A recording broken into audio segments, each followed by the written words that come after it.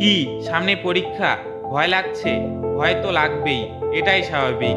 কিন্তু ভয় পেলে চলবে না।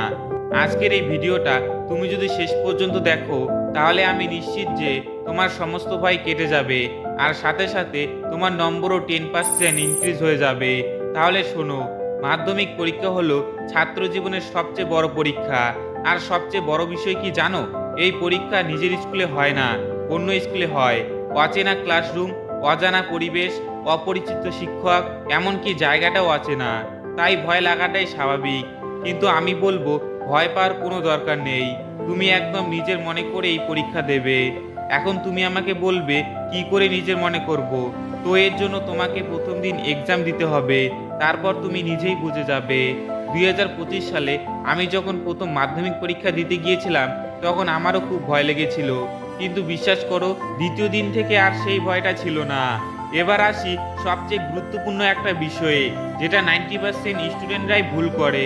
আর তুমি যদি সেই ভুলটা না করো, তাহলে তোমার নম্বর সহজেই 10% ইনক্রিজ হয়ে যাবে। তো সেটা হচ্ছে ওভার থিঙ্কিং। এই ওভার থিঙ্কিং এর কারণেই প্রায় 70% স্টুডেন্টরাই ফেল করে।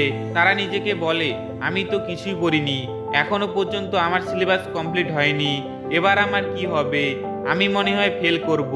এরকম ওভার থিঙ্কিং একদম করবে না। নিজেকে একদম শান্ত রাখবে। তুমি এমনভাবে থাকবে যাতে অন্যরা ভাবে তুমি সব পারো। আর শোনো, যদি এখনো পর্যন্ত তোমার সিলেবাস কমপ্লিট না হয়ে থাকে, তাহলে আমি বলবো এখন আর নতুন চ্যাপ্টার পড়ার দরকার নেই।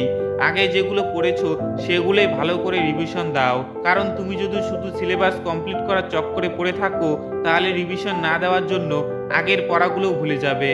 আর যখন তুমি পরীক্ষা দিতে যাবে, তখন তোমার কিছুই মনে থাকবে না। ফলস্বরূপ তোমার রেজাল্টও খারাপ হবে।